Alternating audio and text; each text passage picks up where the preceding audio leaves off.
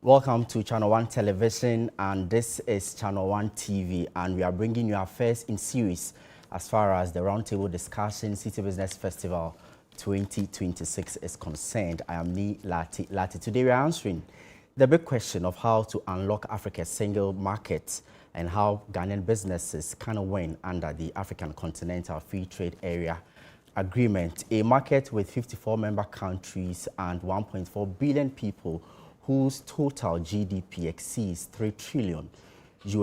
So the question no longer is, are there opportunities? Yes, there are opportunities, but how can Africa as a continent, as well as Ghana as a major trading hub, leverage and seize that opportunity? We are answering all of these questions in the next 2 hours with our crack panel, who will help us assess where we've come from, where we currently are, and where we are going with AfCFTA. I'm Ni Lati, and I really want to welcome you to our first Roundtable Discussion Citi Business Festival 2026. This program is powered by 97.3 Citi FM and Channel 1 Television in partnership with Absa Bank.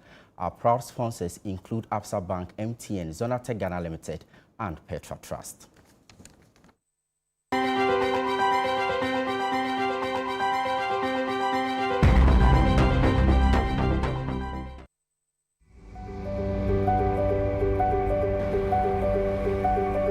You need a bigger space to grow your business.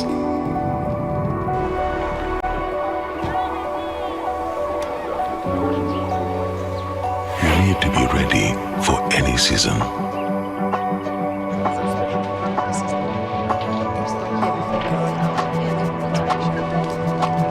You need faster checkouts for these busy days.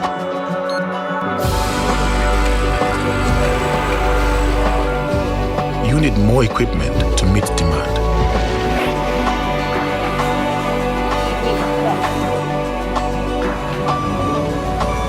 You need to make sure everyone gets paid on time.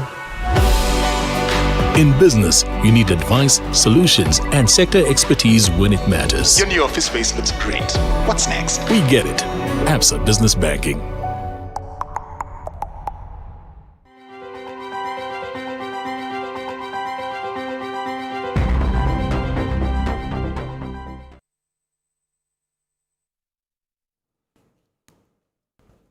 You're welcome back. How can we unlock Africa's single market, and also how can local businesses right here in Ghana really take advantage of the African Continental Free Trade Area? And this conversation we are having this morning has a lot of context. First, we can talk about the AfCFTA being one of the most ambitious economic framework right here in Africa, and also Ghana played a very pioneering role in setting up this particular framework, which is why Ghana is one of the first 2 countries to have signed on to the treaty. But more importantly, Ghana hosts the secretariat of the AfCFTA. So today, we've assembled the best in industry, finance, trade experts. We have government officials and even representatives from the secretariat really here to help us appreciate where we are going forward when it comes to the African Continental Free Trade Area Agreement. So I'll first introduce my guests. I have 5 of them. I've told you already. They are well versed in whatever they do to really share their perspectives with us. Let me begin from my immediate left and then introduce to you Gabriel Opoku-Asare. He's Chief Export Development Officer at the 24 Hours Economy Authority.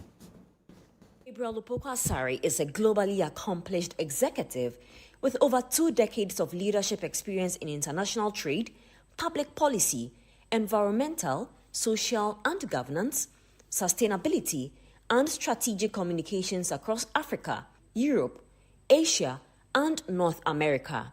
He currently serves as Chief Export Development Officer at the 24-Hour Economy Authority under the Office of the President of Ghana, and as an advisory member of the Presidential Committee on Accelerated Export Development, where he leads initiatives to accelerate Ghana's export transformation agenda and advises on policy reform and export-led growth. Prior to joining government, he held senior executive roles at Diageo across North America and Southeast Asia, as well as corporate affairs director positions at both Unilever Ghana and Guinness Ghana Breweries PLC. Educated at the Kwame Nkrumah University of Science and Technology and the University of Leicester, He has enriched his knowledge with executive education from prestigious institutions such as Harvard Business School and Oxford University. An ardent traveler, Gabriel has explored more than 80 countries spanning 6 continents. Gabriel, thank you so much for joining us. You are welcome. Pleasure to be here. Thank you. Well, next to Gabriel is Dr. Farid Arthur, Senior Technical Advisor on AfCFTA Implementation Committees and also the Executive Director of the Africa Trade Capacity Center. Dr. Farid Arthur is a seasoned African development expert with over 30 years of experience in intra-African trade and organizational development. He currently serves as the Executive Director and Principal Consultant of the Africa Trade Capacity Center, a Pan-African institution dedicated to promoting intra-African trade and the effective implementation of the African Continental Free Trade Agreement. He is also a Senior Technical Advisor at the AfCFTA Secretariat on National Implementation Structures.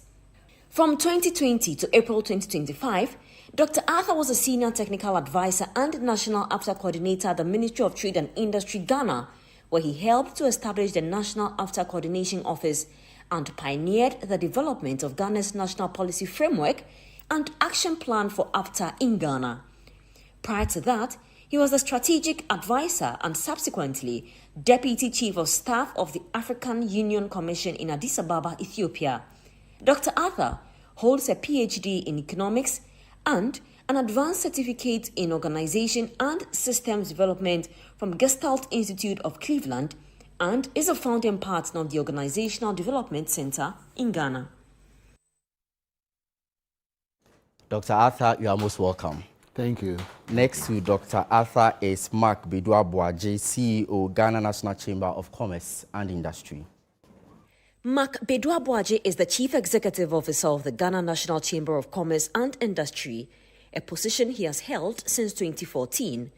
An economist and accountant by training, he holds an MPhil in economics from the University of Ghana and is currently pursuing a PhD in development economics. His expertise is in private sector development and international trade and finance. He sits on the board of the Ghana Export Promotion Authority, is a member of Ghana's Technical Working Group on African Continental Free Trade Area and was part of the teams that developed both the Ghana Beyond Aid Charter and the Ghana Public Sector Reform Strategy. Mark, thank you for joining us as well. You are welcome. Thanks for having me. From Mark, let's move to the Acting Head National Coordination Office at the Ministry of Trade, Agribusiness and Industry. I'm talking about Mr. Benjamin Isiam. Mr. Benjamin Isiam is a seasoned trade policy expert with over 20 years of extensive experience in multilateral, regional and bilateral trade negotiations.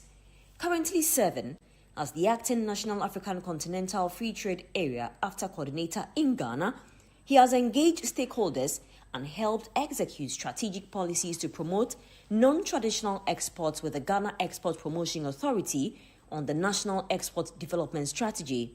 He also served as the team leader in charge of export trade development at the Ministry of Trade, Agribusiness and Industry. From 2016 to 2022, he represented Ghana in Geneva at major international bodies, the WTO, UNCTAD and ITC, advocating for Ghana's interests within the African Group and ACP forums. From 2005 to 2016, he played a pivotal role in trade policy formulation and implementation, participating in critical negotiations within the AU, ECOWAS, and WTO frameworks. His commitment to promoting local products and modern market infrastructure has further strengthened Ghana's overall trade capabilities. Well, Mr. Isiam, good to have you as well. Thank you very much. All right. Our final panelist is from the Absa Bank Ghana Limited. He is actually the head of trade and working capital. I'm talking about Mr. Emmanuel Mensah. Emmanuel Mensah is a seasoned trade finance professional with over 15 years of banking experience. As head of trade and working capital, he leads the delivery of trade finance, structured trade, and working capital solutions for corporate and financial institution clients. He has a strong track record of structuring high-impact transactions including major syndicated facilities with deep expertise across sectors such as agriculture, oil and gas, fast-moving consumer goods, and manufacturing. He holds an MSc in Actuarial Science and is a certified and advanced trade finance professional with a strong commitment to mentorship and talent development.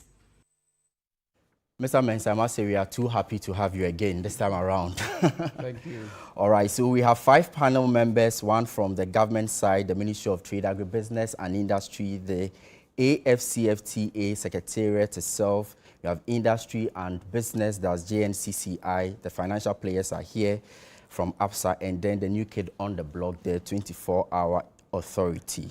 I must say that we are not here alone. We have a live studio audience who are students from academic Citi as well as the University of Media, Arts and Communication Institute of Journalism. Can they give us a round of applause?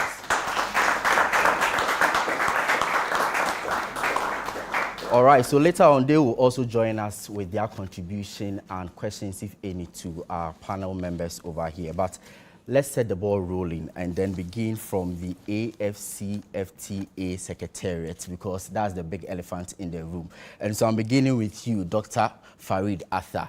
African Continental Free Trade Area, a big word. I see 5 key words. African Continental Trade, which is free, and an area that we don't even know what you are talking about, for starters. So really unpack for us, when you say AfCFTA, what are we talking about? Where are we now? And what is the state of play? Well, thank you very much to your audience. And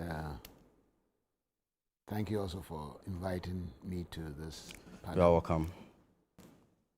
When we talk about the AfCFTA, I think you already started. You said it was one of the most ambitious decisions that has been taken by the African Union itself. And but this thing did not just emerge. It has been on the radar for, well, around about 60 years. You know, it was at the part of the struggle for independence. It was during that period that this whole notion of what type of union Africa needs came up. And at that time, there was a discussion on whether we should go for a political union or for an economic union, you know. And at that time, we also thought, some of the leaders thought it was too ambitious. Of course, Kwame Nkrumah was the leader then and driving this agenda very seriously. So somewhere along the line, they decided to go for the less controversial version, which was the political union, which ended up being the OAU, which was set up in 1963.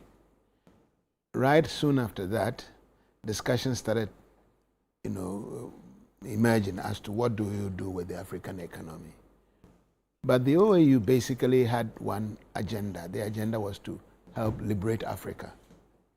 And as the narrative goes, that process got completed with the liberation of South Africa, which was the last country to gain its liberation, to be liberated. And after that, the OAU revisited the issue. Now that we've gained independence, now that Africa is liberated, what do we do? And so the issue of economic unity came up again, even though it had been on the board.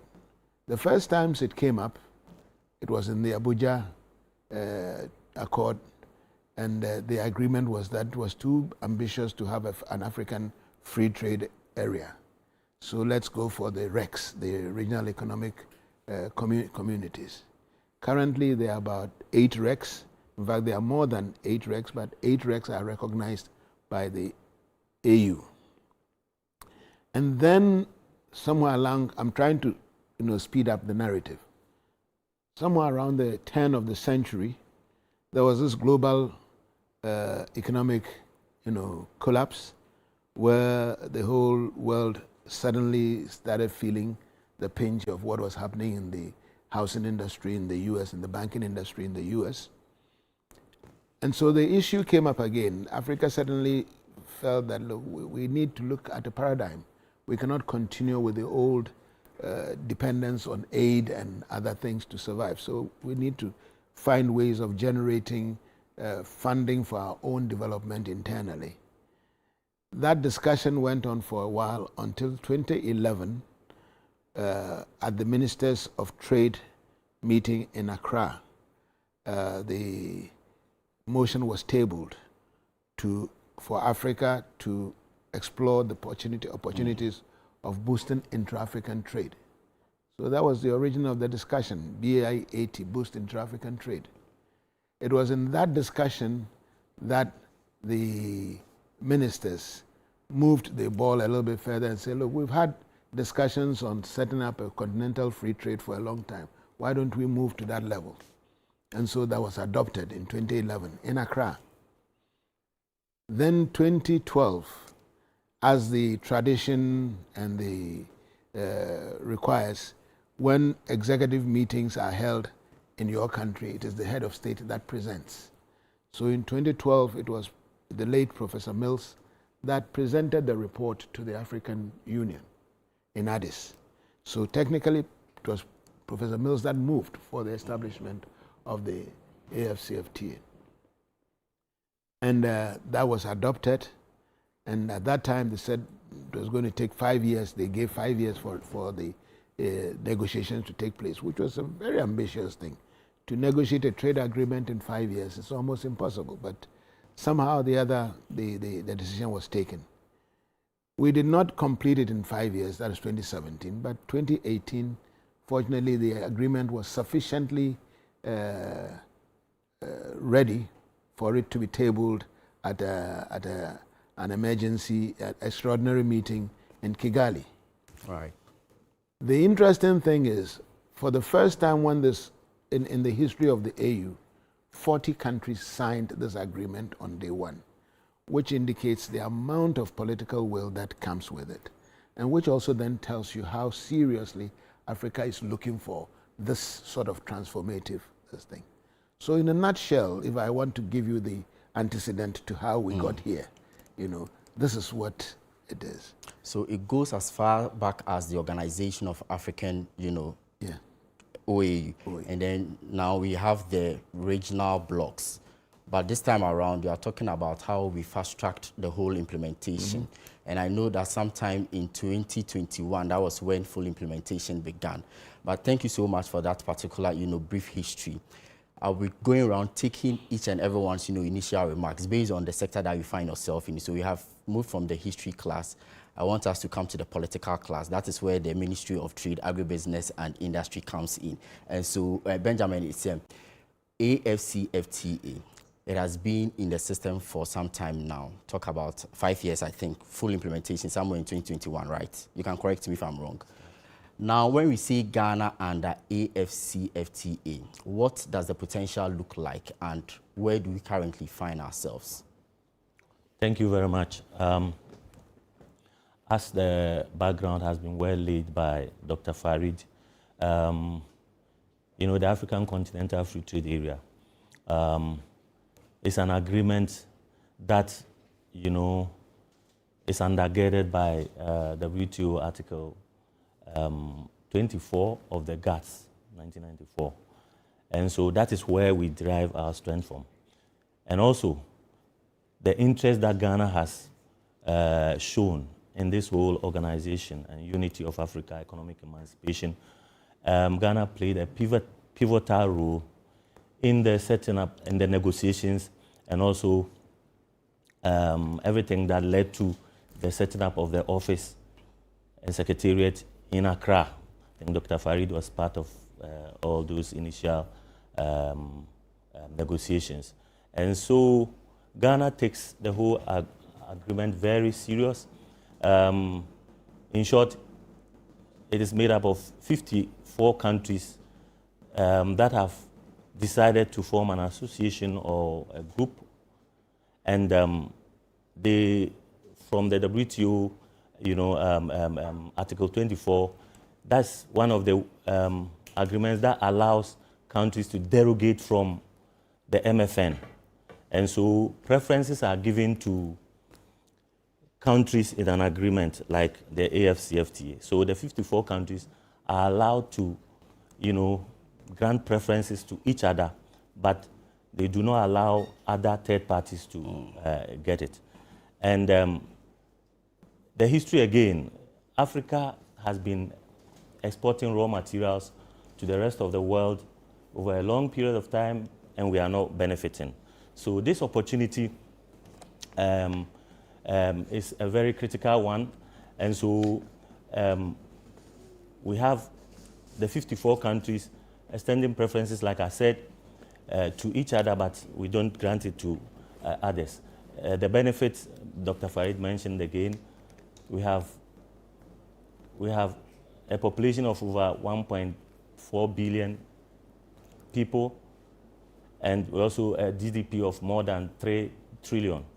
And so if we trade with each other, we see Africa as one market, and we trade with each other, we'll benefit. The wealth of Africa will stay in Africa, and Africa will be better for it. So what I glean from what the two of you have said is that AfCFTA is all about trade liberalization. Trade liberalization. How we can revamp cross-border trade, and this we can do by eliminating tariffs and also supporting businesses across the continent, right? Eliminating tariffs, yes, as well as non-tariff measures, bringing Indeed. It down for Africa to trade well with itself, develop value chains, and develop the continent. But Mark, do businesses know about this AfCFTA? If they do they even know where they start from?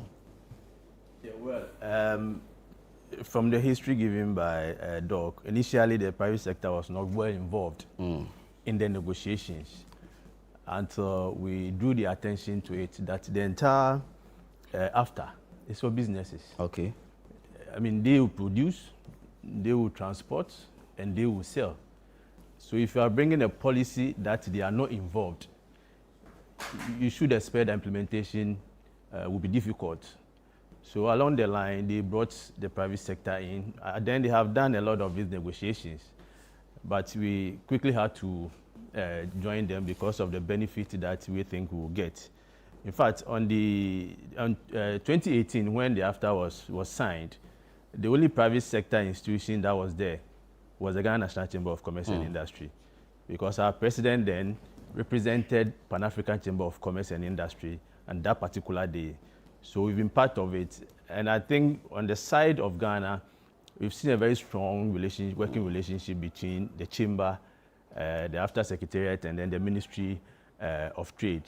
So on that score, I think that even though there are a bit of challenges, we are okay. But beyond these policies, the business community, they have to understand what the protocols are and how they can benefit, even start trading. The protocols, if you don't have knowledge in trade, it's sometimes extremely difficult for ordinary business person to understand.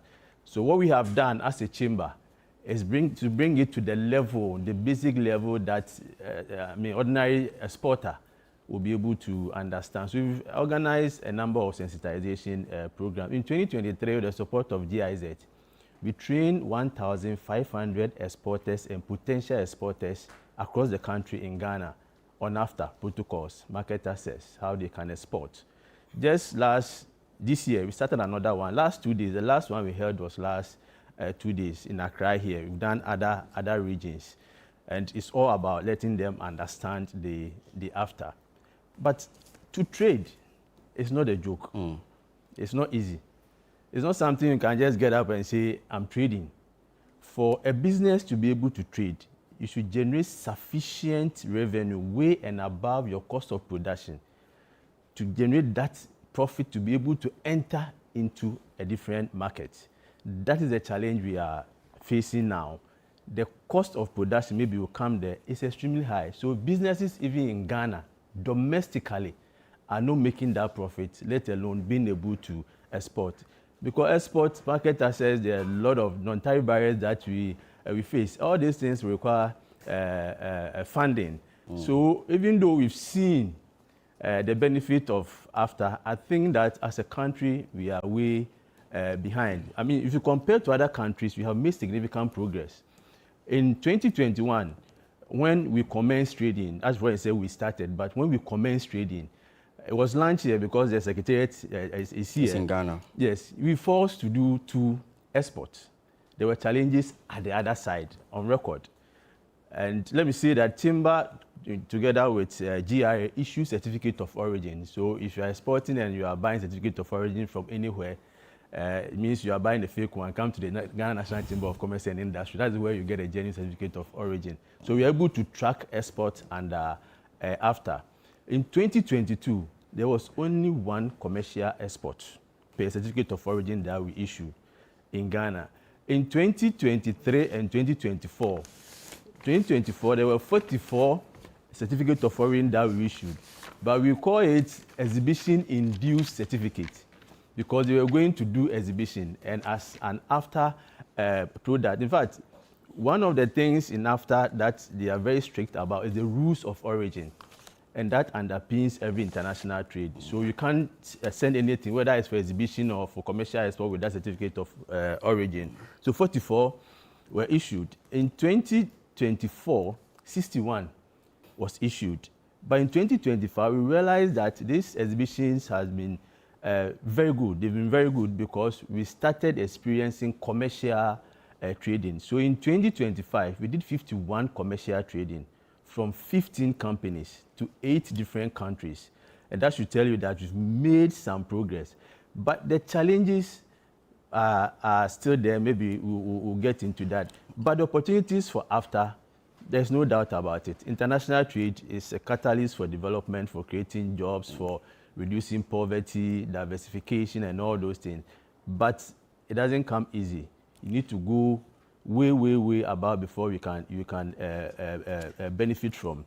If you take Africa, for instance. Before we take Africa, for instance, you've mentioned funding. You've also mentioned, protocols, which, includes the rules of origin and, if you like, the guided trade initiative. Yeah.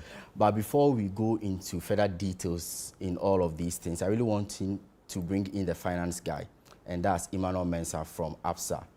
We know that money is the lifeblood of business, and if you are to unlock Africa's single market, you can't do that without business. 5 years since the full rollout of AfCFTA, have financial institutions, including yours, have you provided the needed capital, the funding for businesses like Mark and myself for us to trade under AfCFTA? Thanks, Lai, for that question and the opportunity. So I would say that banks, and in terms of capital availability, is not in doubt. Obviously, when it comes to financing, the underlying principle in terms of the sustainability of the business that is seeking the financing. And that is where I believe the huge challenge, which Mark did indicate, one being even cost of production. If you are seeking financing where your cost of production alone is wiping out your returns, how do you then meet your debt obligation? So the fundamental issue, as Mark indicated, need to be looked at critically, both tariff and non-tariff. And I'll cite the East African Corridor story.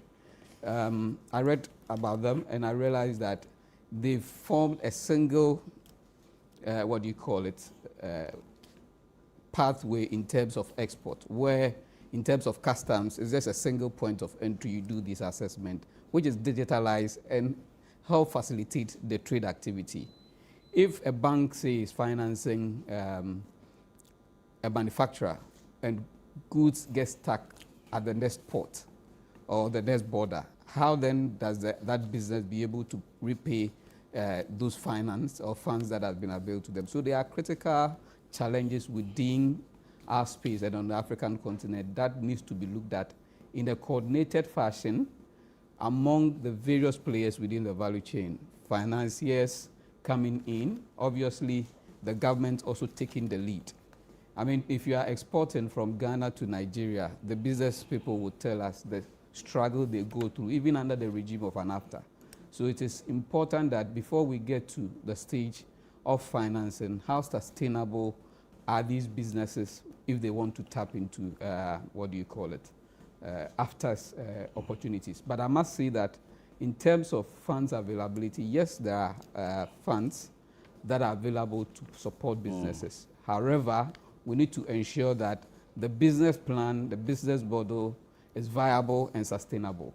Because if you are seeking long-term financing, banks will obviously assess these models to be comfortable that if I give you these funds, and remember that these funds are depositors' money coming from you and I. So we need to assess those models to be comfortable that this is a viable business. Even if it's an existing business which need to scale up, we need to understand the economics underpinning this upscale and be comfortable that, yes, once we fund, those funds will return by way of repayment. I see. So in terms of support, banks, including AfCFTA, we've supported. And just to add a bit that even prior to AfCFTA and currently as they operate, banks still support businesses.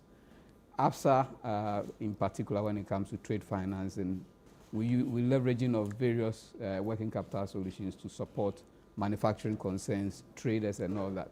And those are traditional financing models that have worked over the period. Albeit that in terms of cost element and all that, yes, there's room for improvement.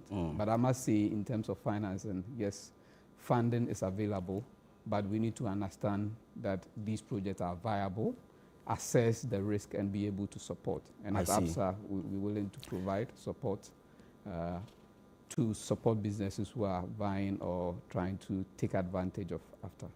Let me now bring in Gabriel from the 24-Hour Economy Authority. Someone will ask, we are looking at something at a continental level. How do we link AfCFTA with a 24-hour economy or even the agenda? Yeah, I think, thank you for this conversation, and it's great to see the young people here engaging on this topic. The AfCFTA conversation is very relevant to Ghana and also to the 24-hour program. I'll take us back. Why is it important to 24-hour program? If you look at the structure and the rhythm of our economy, it has not changed in the last 60 years. Nothing has really changed. And we are in Ghana that we do export raw materials across the world, and the price is set externally, which we do not have any control over. Then we import at a premium price for finished goods, and the price is also set externally. So we literally have no control. What has happened over the last, since 1966? We've had 17 economic transformational programs, but then we do go back to IMF every 3 or 4 years. So it really tells us that the structural deformity of the economy still persists and it has not been fixed.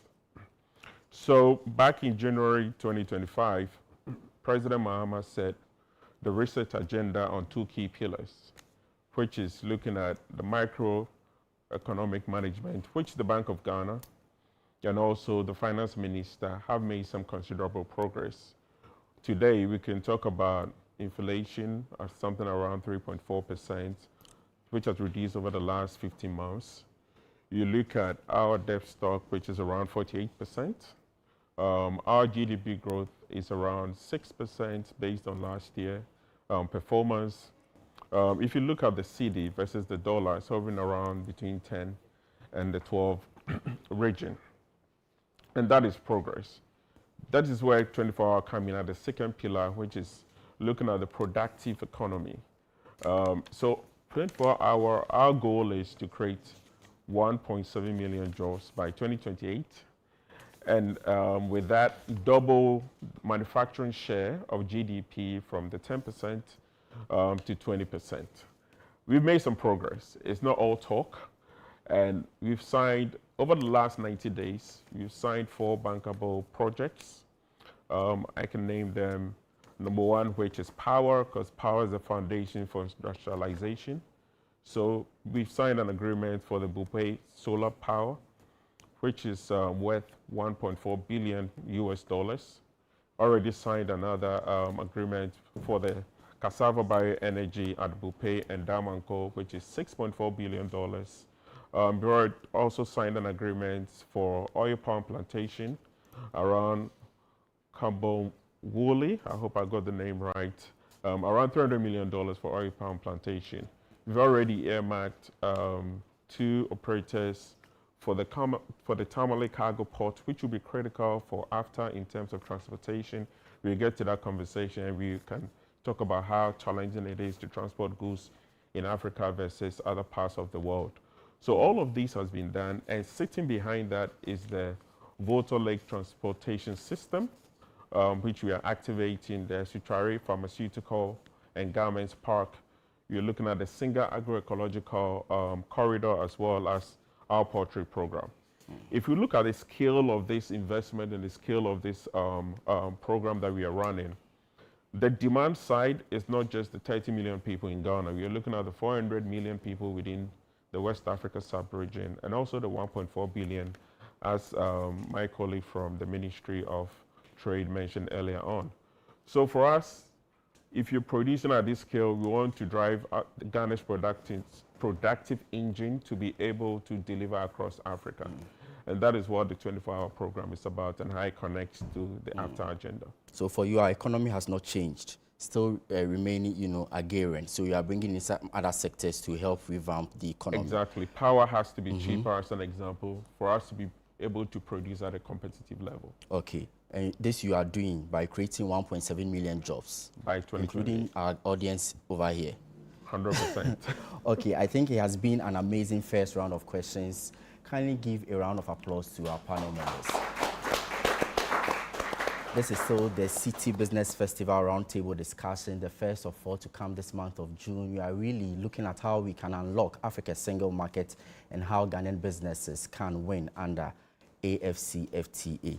We are continuing the conversation. This time around, we want to look at the 3 implementation stages of the AfCFTA. Stage 1 was trade, goods and services, right? Stage 2, we're looking at intellectual property, patent rights, and all those areas. And stage 3 was e-commerce, where we have some electronic form of trade in there. Let me yield to you, Dr. Farid Athar. Where are we currently? Stage 1, stage 2, or stage 3? That's an interesting question, and but I would like to reposition the answers slightly differently. You see, anytime we talk about AfCFTA, everybody talks about trade.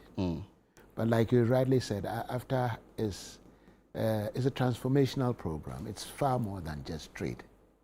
There's a trade in goods, there's a trade in services, there's competition policy, there's investment policy, there's women and youth, there's intellectual property, there's the digital trade, e-commerce, and then there's dispute resolution, which of course in trade is always an important element.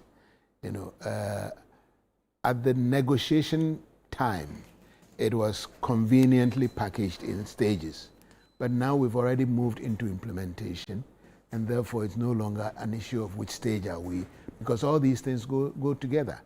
When you are trading in goods, there's a certain amount of services that goes with it. You are talking about competition policy, you're talking about intellectual property rights, and so on and so forth. So it's a package. The important thing to note is that most of these agreements have now been negotiated up to about 96%. So of course there will always be some negotiation going on. Those in this area know. WTO for 30 years is still negotiating issues. And so the trade negotiations never end. It's an ongoing thing. But currently we have about 97% some agreement that is on the ground for implementation. And that is what is most important. The problem and the challenge has been that most countries have focused only on the trade in goods. And so we have not really pushed for the other elements. So starting from this year, the Secretariat, starting from January now, have moved on to what they call the implementation phase. That now we're looking at how do we've gotten all these protocols negotiated, how do we get countries to implement? And so basically I'm trying to answer your question by putting it, this is where we are. We are now at the stage of implementation of all these various protocols.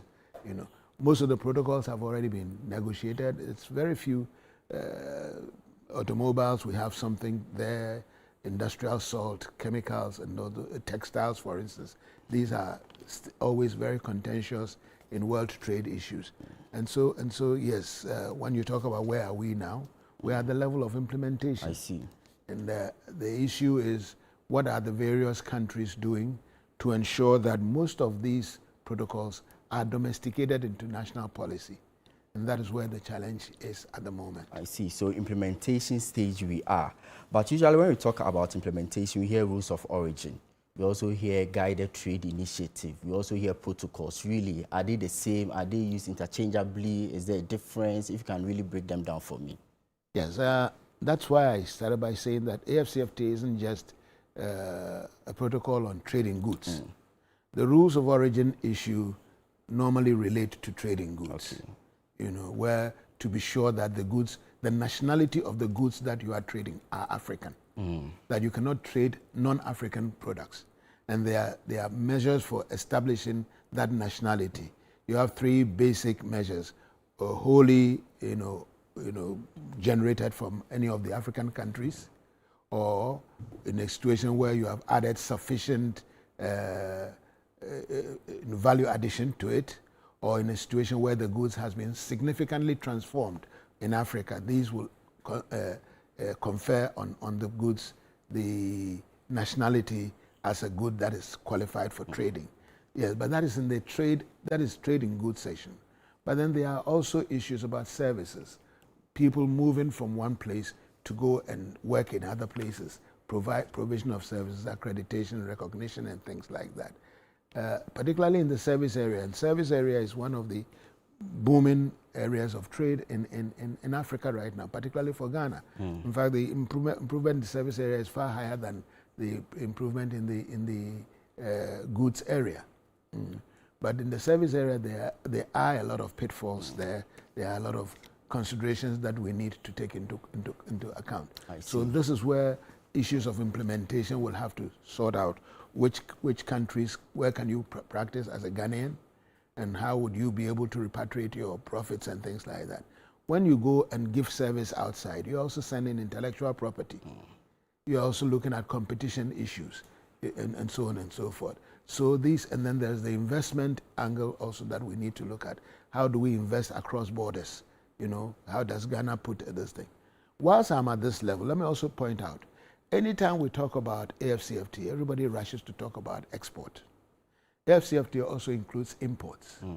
You know, now because we ignore imports, what we are doing is we are letting Ghana's imports, for instance, is consumption based. You know, so we do not have a real policy of having an import structure that will drive value chains. You know, instead of importing goods to consume, you could have imported goods from other African countries. Africa has all the resources that you need to help complete some of the products in Accra here. So we must have a consensus approach to our import strategy, not just importing things and so on and so forth. Then, of course, then the issues of the non-tariff barriers, which sometimes even is more onerous than the barriers, the tariffs themselves. You know, so even if you remove the tariffs, you can get non-tariff barriers far exceeding the tariffs themselves. So these are some of the challenges that are there for us to look at.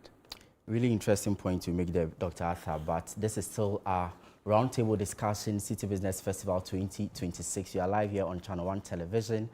I am Ni Latte.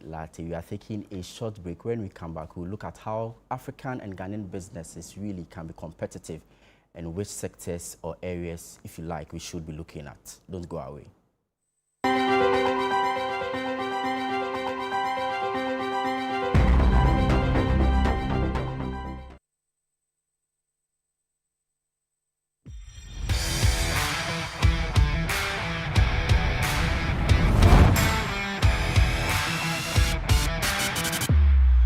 Looking for power, performance, or pure driving comfort? Looking for strength for your business or style for your lifestyle?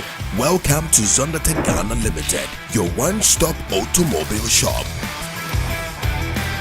From heavy-duty trucks built with global powerhouse Sinotrack to premium SUVs and pickups from Great Wall Motors and Cherry. From light-duty commercial trucks to world-class construction equipment from Shantui and Sunny Group, Zondertech delivers topmost quality brands with affordable luxury.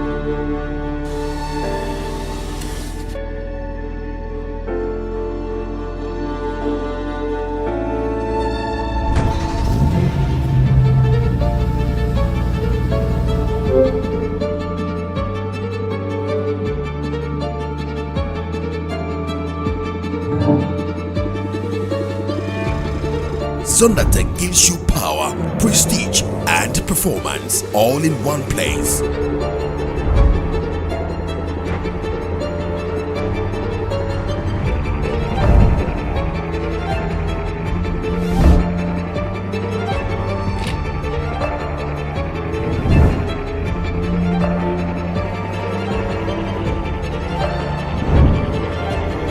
Strong, reliable, affordable. Zondatech Ghana Limited. Drive the future.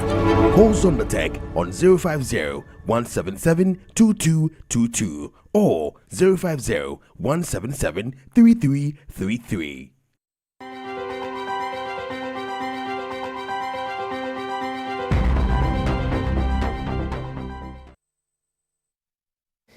This is all our roundtable discussion, Citi Business Festival 2026, looking at how we can unlock Africa's single market and how Ghanaian businesses can also take advantage of the opportunities that lie in the value chain. I'm talking to Benjamin Isiam, Acting Head, National Coordination Office at the Ministry responsible for Trade, Agribusiness and Industry, Dr. Farid Arthur, Senior Technical Advisor on AfCFTA Implementation Committees, and also the Executive Director of the Africa Trade Capacity Center.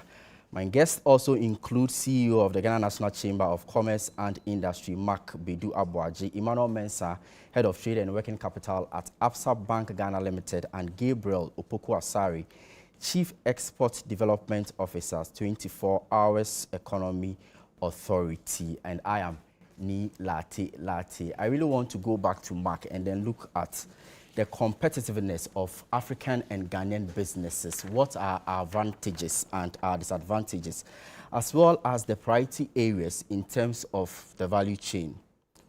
Gabriel said that our economy has not changed in terms of the structure. And anytime we talk about the Ghanaian economy, we are talking about agriculture. Is it the only area we should be looking at, or there are several others? All right. Thank you. So the starting point of every trade agreement is having the products and services to trade with. Otherwise, it's mute. You won't benefit from it. So in terms of, I'll look at whether we have the product and then whether we are competitive. In terms of the product, I think we are highly challenged because only few firms or countries produce the things that we need or we demand in Africa. That is why you see almost every African country importing. We produce basically the raw materials that historically we've been tuned to export it to the advanced countries to add value. And we import almost everything. Your suit, your watch, your shoe, the hair that our ladies are wearing, all of them are imported. But they are the things that we need in this continent. Nobody, apart from maybe few of us importing tomatoes from Burkina Faso, would want to, or all of us to have finished product. Intra-African trade, as I speak to you, is about 17%. Out of the 17%, 43% is made up of manufactured products. That means that the only way we can trade more among ourselves is to add value to our raw materials, to produce the manufactured products. Otherwise, that is why, in fact, before the AfCFTA, Africa was the only continent with the highest regional blocks. As Doc said, we had 8 regional blocks. And one of the main characteristics of each of the regional blocks is to take away tariffs to ensure trade among themselves. In all of them, you have done that over the years. In fact, ECOWAS since 1975, we have ETLS, but trade among ourselves is about 15%. Only SADC that is doing well because South Africa is highly industrialized. It means that the products that we need to trade with, we don't have them unless we add value to it. So the first thing is to industrialize. That is what challenge we are facing. In fact, in Ghana, we have become a reference point for deindustrialization.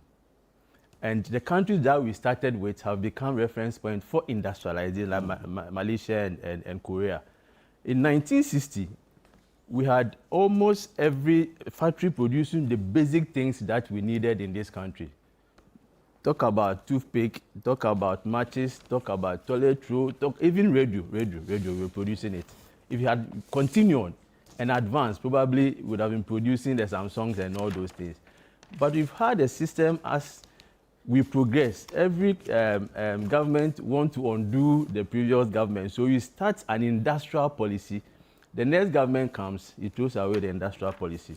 The biggest challenge we are facing in industrialization, for me, is not only cost of production, but it's lack of continuity in industrial policy. If you don't resolve that, we cannot industrialize. We will continue to produce and export raw materials, and intra-African trade will still be low.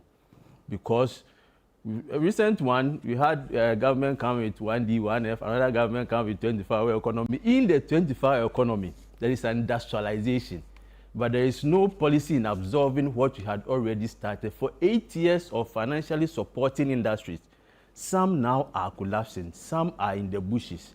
That if you had continued, probably would have been producing the things that we needed. So the product is challenged in this continent and also in Ghana. Then when it comes to the cost of production, I told you that the only way you can export is to produce and have sufficient revenue to take care of your cost of production first, before you can even think about exporting. Less than 5% of companies in Africa are exporting because they are not even able to produce to meet the local cost. The local cost in Ghana, specifically, cost of production, is very high. There is no doubt about it. And if you look at the various components of cost of production, you understand it very well. First one is cost of energy. For an industrialized company, manufacturing company, you need energy at a very low cost. As I speak to you, the cost of energy, the cost per kilowatt hour, I was discussing the cost per kilowatt hour in Ghana for a manufacturing company is from 18 to 23 cents per kilowatt hour. But for sustainability and profitability, you need less than 5 cents per kilowatt hour. In fact, that is what the Chinese are doing. So that when you want to compete with them, you are competing on an equal footing because your cost of production is also very low. Our cost of funds, my brother was talking about funds availability. If the funds are available and they are very expensive, you cannot borrow. Cost of funds is very high. As I speak, now we have done well. It used to be 34, 35. With the policies, the new government, we have seen inflation coming down. The policy rate now 14%, and the lending rate hovering around 16, 17%. Even that is very high because others are doing 3, 4, 5%. In the sub-region, Cote d'Ivoire, they are doing 3, 4, but they are the countries we are competing with. So right then and then, you are being out-competed. So you go to the market, you are not only competing with products within Africa, we are competing with products coming from the rest of the world because we have also opened our market. In fact, aside after almost every country, they have bilateral trade agreements with other countries. And removing tariffs will not solve the problem. In fact, AGOA gave us duty-free, quota-free access to the American market of 6,300 products. As a country, Ghana, we've not been able to take advantage of it. Even continent, we've not been able to take it because we don't have the product.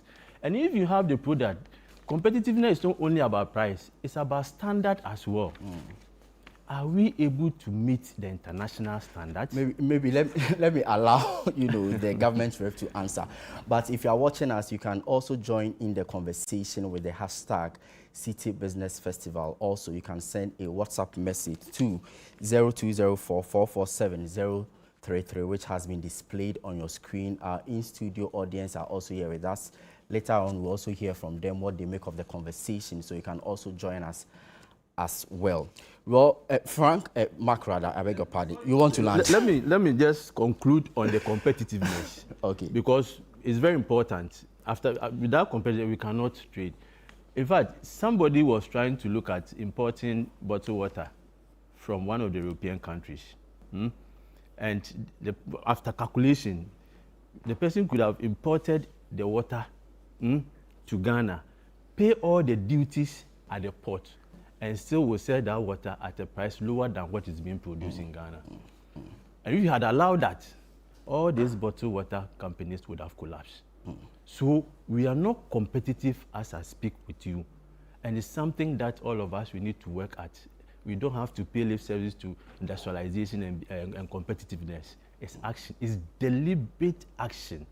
The word is deliberate action. That is the only way out. So you give out a lot of figures. Intra-African trade currently hovering around 17%, where Europe and even Asia doing in excess of 50%. You ask the question of what is wrong with Africa and Ghana for that matter. High cost of production, but for you also think that the lack of continuity in policy implementation is one of the banes, as well as the fact that although governance is a continuum, we see government coming in, government going out with a lot of, so there's more or less like a multiplicity of programs. Government, your response to all of this, and if you can also walk us through your structures currently to help businesses really, stem the tide. All right. Thank you very much. Thank you for the opportunity. Considering the importance that Ghana attached to this whole agreement, the Ministry of Trade and Agribusiness and Industry quickly put in place structures and institutional representation to implement our policies. So the National Coordination Office, for instance, was put in place to help with the implementation of the program.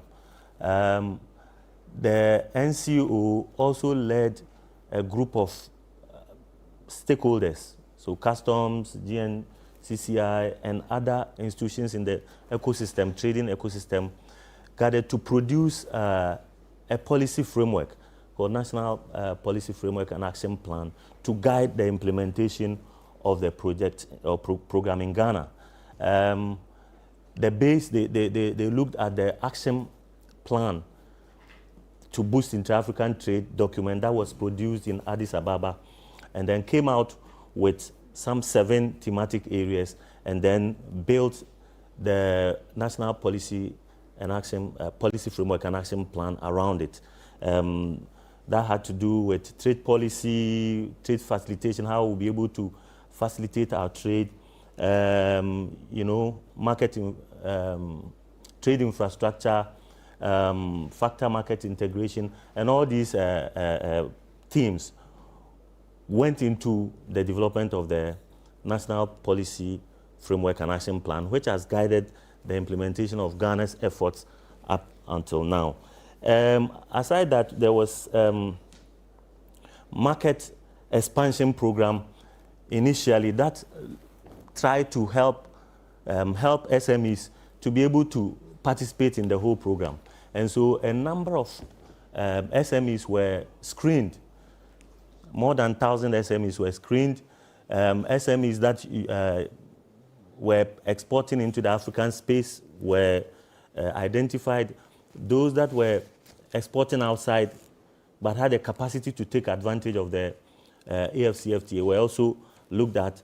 And then SMEs that were producing in Africa, Ghana, and had the capacity to take advantage were all shortlisted and then given capacity in different areas.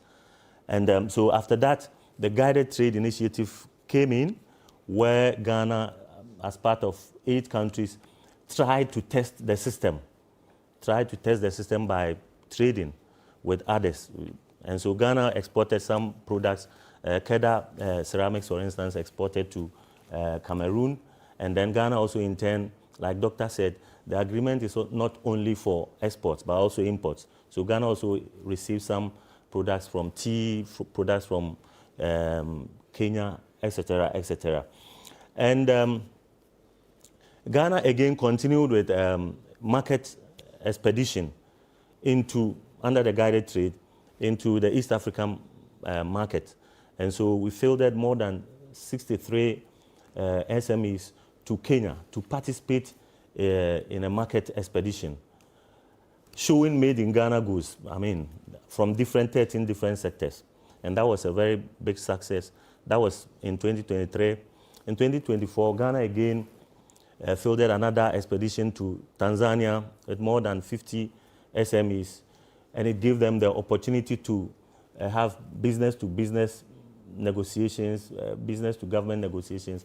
At the end of it all, SMEs were enhanced. You know, their capacity were enhanced. They also were linked to other players outside. Ghana has also participated in Biashara trade forums. The latest one happened in Togo, where we fielded a number of SMEs to go and exhibit their products for them to have market buyers, etc., etc. So we have been doing all this. Aside this, I think Mr. Bedu is painting a picture of some gloom. It's not all gloom and doom. Don't worry about that. We'll be talking about the weaknesses as well as the threats. But I really want to bring in Gabriel once again. All right. Don't worry, Mark, we'll get into it. Interventions that government is undertaking, bringing on board special economic zones, trying to identify defunct industries and revive them, etc., etc. All interventions that Ghana government is putting in place to help SMEs. You know, some say that the national coordinating office that we have here in the country is just a symbol. You may have the opportunity to respond to that. But let me yield to Gabriel now and then also ask him if government has really created that enabling environment for businesses to thrive under AfCFTA. Yeah, thank you for that. And I appreciate a comment from my distinguished speaker from Ghana Chamber of Commerce. I think your concerns are valid, and it's the reason why we created 24-hour economy.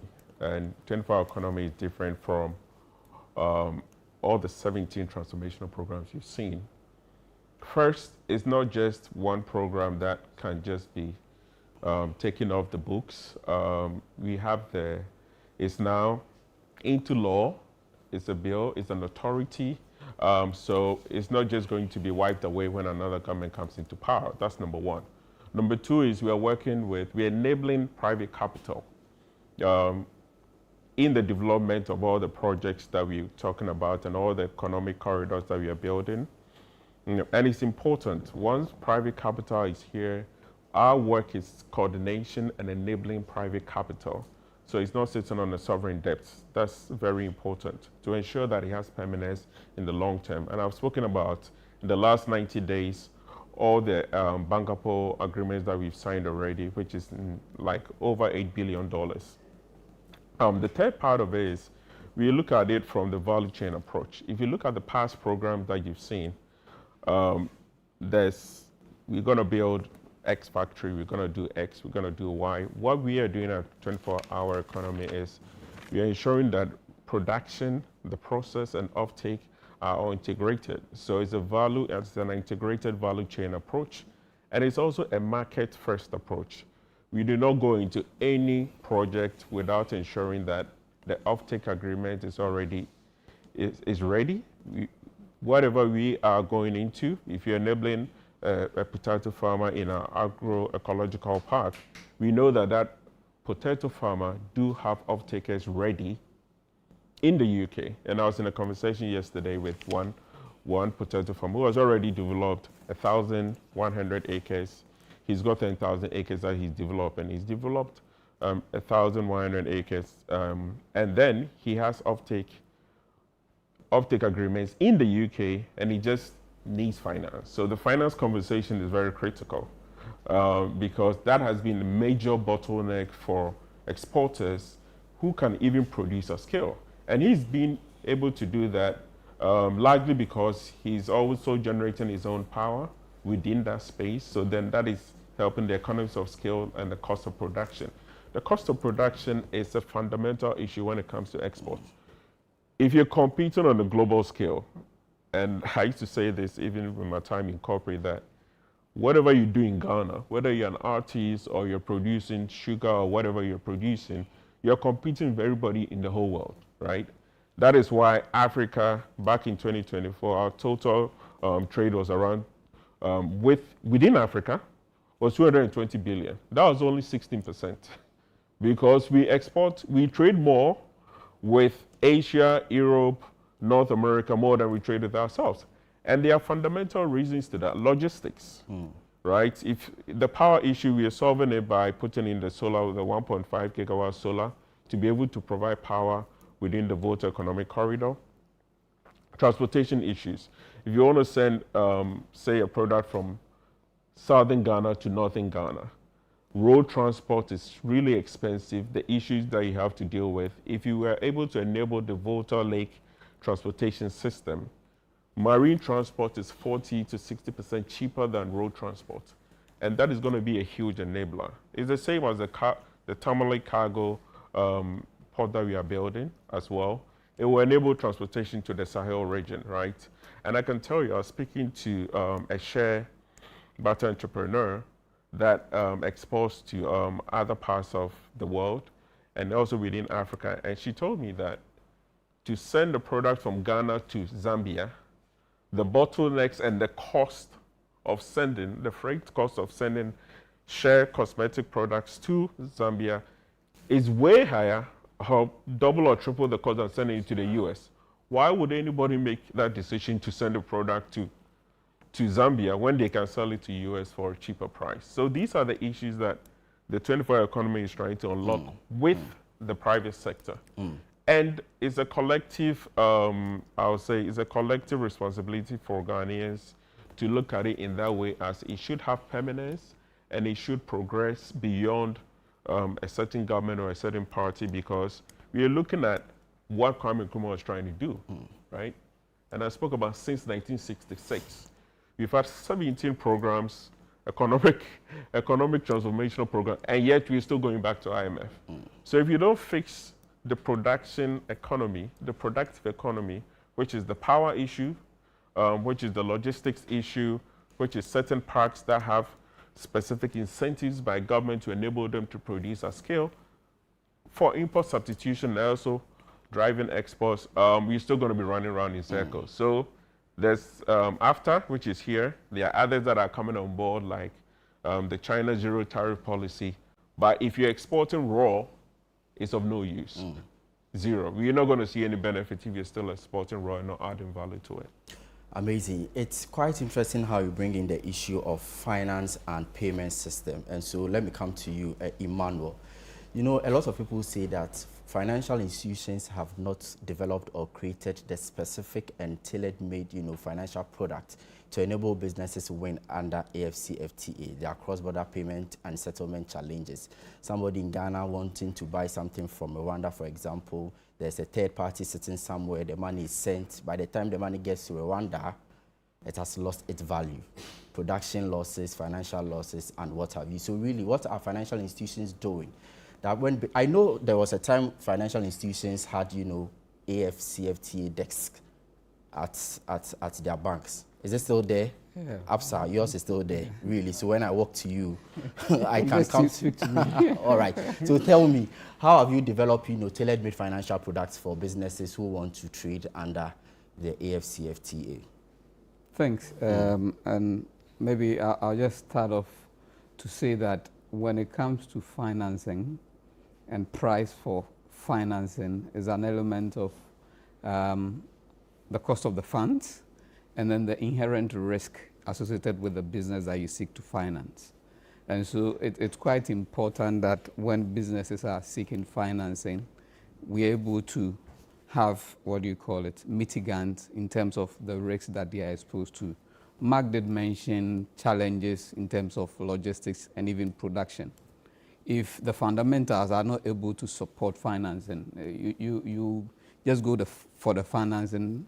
Over the period, you see that the businesses are collapsing. What at AfSA we are doing, and we've done over a period, is looking at how we re-engineer financing. Now, I'll split it into two parts. The first part being the capital requirement for the setup. That I'll speak to later, but I'm trying to look at the working capital piece, which is supporting even existing exporters to do more. And the way we've gone around it is, especially within the SME space, not looking at tangible security, but trying to understand the value chain of their business, who are the counterparties when it comes to off-takers. Because sometimes you can solution off-balance sheet transactions, or you can solution clients without any security. A typical example is, let's say you are manufacturing shea butter. It's going to, let's say, South Africa. The off-taker profile is quite strong. We can use solutions such as documentary letter trade, which is documentary collections, or letters of credit, in generating pre-export financing for the business to buy the input to process. These solutions, Absa Bank and I believe financial institutions have done over the years. The challenge has always been the ability to manage or mitigate the risk, inherent risks associated with this export. But in terms of finding creative way to support export financing or businesses who are within the manufacturing process, at Absa, we've provided significant finance when it comes to processing. When it comes to the cocoa sector, for instance, right from sourcing, supporting the LBCs, Absa is very much in there. And I like Gabriel's point around value addition. We've supported processes on the on the continent, specifically in Ghana, when it comes to cocoa processing, who are also doing export. And then we see that there's more value when it comes to that. So in terms of financing, as I indicated, the fundamental issue is the bankability of the project, how we are mitigating, these risks. And we can look at some of these. Once we know that there are strong offtake behind those projects, banks, and especially Absa, can leverage on that, put structures that will be able to unlock funding to support, this project.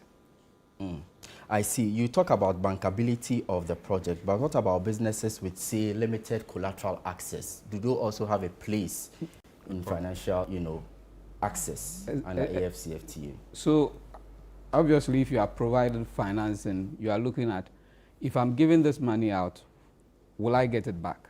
As I indicated, it's depositors' money. So every financing institution look at your repayment ability, and even whether the institution is able to pay back or willing to pay back. There are matrices when it comes to financial analysis or assess risk, where we talk about character and capacity. Now, if the person is receiving the flows and is not a structured or a ring-fence solutioning, you can get diversion of funds coming in, and that has been the bane in terms of financing within our part of the world. And so when it comes to Absa, we are able to leverage off structures, as I indicated, by taking a view on the off-taker, where we leverage on the strength of that off-taker to provide pre-export financing to the business. One, what it does is it helps you lower your financing costs, because you are substituting the risk of the business or the producer with the risk of the buyer, which has a better risk profile. Obviously then helps in bringing the cost of financing also down. So yes, I will say that especially within the SME space and with corporate, we are able to provide structures without leveraging off, collaterals, by looking at a ring-fence structure. So when I say ring-fence, it's purely following the money and ensuring that the counterparty is able to produce. So if they need inputs, we are not funding them for them to go and buy the input. We will be able to settle wherever it's important, or buying those input from directly, making the payment to them. He gets access to the input, produces, ships it to the off-taker, who has wherewithal to pay. And once those monies come, it comes into a collection account. The bank settles its obligation, and surpluses or excess of that funds go to those businesses. So these solutions exist. We just need to understand the value chain, the players within the value chain, and the ability to manage risk within the value chain. Wow, wonderful. It's really getting interesting here in studio. We are taking stock of the African Continental Free Trade Area agreement. You can also join in the conversation on 0204-447-033, or can also go onto social media. We are live there, where you can send in your views and comment with the hashtag Citi Business Festival. We also have our in-studio guests with us here. Later we'll be hearing from them in terms of their contribution and questions. I am Ni Lati. We've spoken a lot about the strengths and opportunities of the African Continental Free Trade Area. Now, there are those who also feel that this particular framework we are talking about is a threat, and I'll give you instances. Well, some say that there is poor harmonization of trade policies. Some also say that standardization is weak. Some say that state institutions are underfunded. Therefore, if we really want to win under this framework, we must fix all these things and tick all the boxes. And I'm coming to you, Dr. Arthur. Where do you stand? Thank you very much. What they say is obviously how they see it. You know, before I even go there, I would like to just make some rejoinder on the issue of the finance, for instance. From where I sit, I believe that our financial structure, the sector of our financial structure, is lagging behind what the digital world requires. You know, that's number one. Number two, we need to make a difference between availability and accessibility. They are not the same. The funds may be available, but they are not accessible at all. You see, if I have to borrow money to go and trade, and I'll use the same instruments I would use to borrow money to go and build a house, it doesn't work for me, because trade is cyclical. House, I build it once and I pay for it. You can even use my house as collateral. In trading, I don't have the machine for collateral. You know, so there is a need for innovative products to support traders in that regard. One of the areas in the finance sector that we have ignored totally is the area of insurance. Our insurance companies are cash cows. They hold huge amounts of money, you know, annually. I mean, how many of us, all those of us with cars, when your car has an accident, it's easier for you to go and repair it at the mechanic than to go and seek insurance repayment, because they won't pay.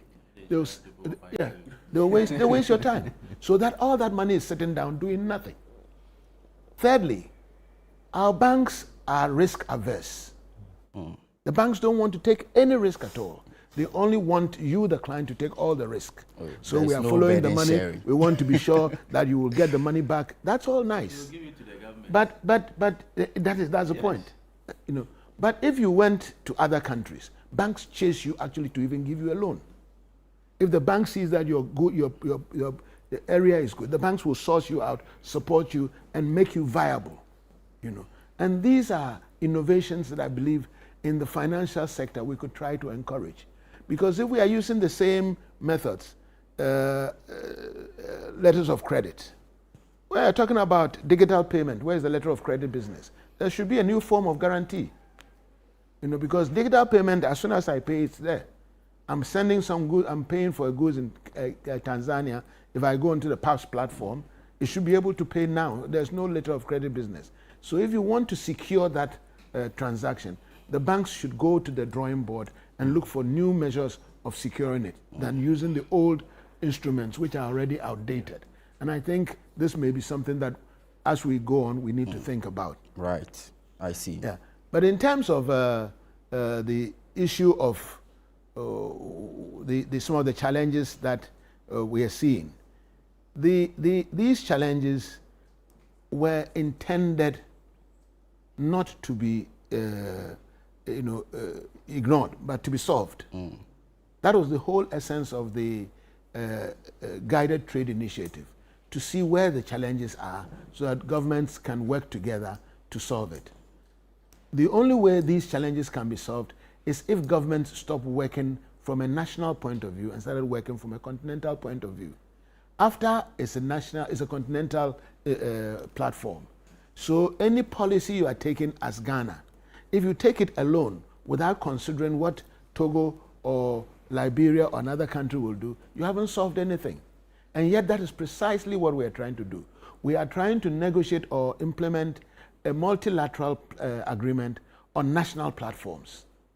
You know, how many times have we seen our heads of states? I remember years ago, heads of states used to go across Africa to negotiate bilateral things.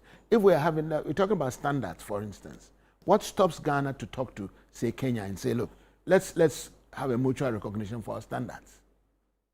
You know, but Europe would come here and tell you that anything coming from Europe should be accepted in Ghana, and we agree. But we are not trying to seek that opportunity with even Togo. You get the point? So in one area, you take the Western Corridor, for instance. You move from Abidjan, the rules are different. You get into Ghana, it's different. You go into Togo, it's different. To Benin, it's different. Before you end up in Nigeria. And we cannot even streamline this. For as long as we are going to be working as individual countries, as nationalists instead of continental advocates, that is where the problem will be. So I think the solution, not that these problems that have been pointed out are real, but it is not because the AfCFTA is not working. It's because the governments that are supposed to work to make this thing successful have still not appreciated the fact that it is not their individualistic approaches that will solve this. We need a continental approach, a regional approach to solving some of these issues. Maybe educate us on this bit. What does the agreement say about dispute resolution, for example? And I'm asking this question because if we wake up one morning and Burkina Faso says that we'll have banned grain exports and tomatoes to Ghana, really, if that happens, are we winning under AfCFTA, for example? Yes. In the negotiating the AfCFTA, the issue of dispute resolution came up very strongly. Unlike in a lot of other agreements where it was by consensus, let's agree, let's talk around it, the AfCFTA has a more robust dispute resolution framework. For instance, if an issue comes up, there are dispute tribunals that have been set up, and it depends on the level of the issue. If it is not resolved between the two countries that are involved or the several countries that are involved, you can still raise it up to the Council of Ministers platform. If at the Council of Ministers platform it is not resolved, it can be raised to the Assembly floor for the first time. And if the Assembly passes a decision, the defaulting country can be placed under sanctions. This has not existed in previous agreements on the African continent. Unfortunately, or better still, let's say, we haven't reached that level yet where, because this AfCFTA is only 3, 4, 5 years in practice. So we are yet to test how effective this is. But on paper, there is a more robust dispute resolution framework than you can see in most other trade agreements. Just a quick point. Are all the 54 countries in it now as you speak? 49 are in 49. It now. Okay. What it means is that 54 signed the agreement.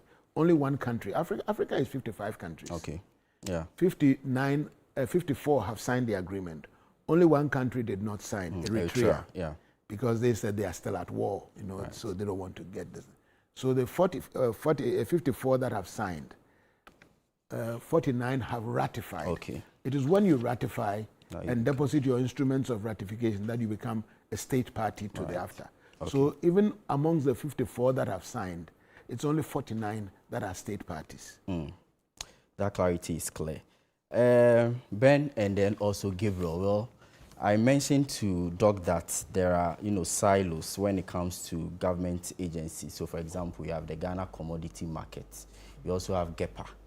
Then we have several others, Ghana Enterprises Agency. We have all of these people, everyone trying to, bush trade, export, import, everything. So more or less like everything is cutted. Maybe that's not the best word to use. But how do we bring all of these people together? Because the fragmentation is one of the major problems you are facing. And if you are trying as much as possible to bring all of these businesses together, they should be at one place. Is it something that you agree to? Yes, thank you very much. I think the NCO, as the name or the acronym implies, National Coordination Office. So it is the office that coordinates all these institutions in the trading ecosystem. So we're supposed to have desk in all these institutions to, as it were, seek to the implementation of the agreement in their various offices. If you pick customs, for instance, we have a desk there because they are very critical when it comes to rules of origin, certification and all, very critical. Chamber of Commerce, they are also there. We coordinate their activities. We also have the others, GEA, Shippers Council, and most of these institutions you mentioned, we coordinate them, and they were very instrumental in coming out with the national policy framework that has guided the implementation of our activities, especially on trade in goods from that point up to now. So we are in touch with them, yes. I see. Coordinating the efforts. The only addition to that is, he's right, Ministry of Trade anchors the coordination for all the trade activities. It's also very important for the president as well. That's why he formed the Presidential Committee for Accelerated Export Development, which has all the cabinet ministers there and has all the key trade associations there as well. So there's AGI, there's FAGE, and also there are some key industry captains who are part of the committee. And the purpose of the committee is to remove bottlenecks that cannot be solved at the agency level and get a cabinet decision to immediately unlock some of these, especially non-tariff barriers that we face within the trade space. I see. Yeah. Thank you very much, Gabriel. But Mark, let me come to you. Yeah. You are the business guy here. Really, are you guys producing products with high value that can, how do you call it, compete on the global front, on the international market? Because we just have the raw materials. We are not able to add value to it. So somebody travels outside the country and brings us chocolate when you have the cocoa over here. So winning under AfCFTA, Ghanaian businesses, where are you in terms of adding real value to the raw materials that we have? And has government given you the needed support therein? So I'll address that, but the area of the institutions, one of the biggest constraints to regional trade is weak institutions. And you find them exhibiting in areas of non-tariff barriers. Okay. So I will put them to 3: permit, processes, and procedures. And because institutions are weak, they will hide behind this to ensure that you don't even bring your product into their market, even though you have removed all the tariffs, 0 tariffs, but you cannot sell it there. In fact, in all the countries that we mentioned, the standards are different. So if you are, as you say, you are selling products here, you need different standard.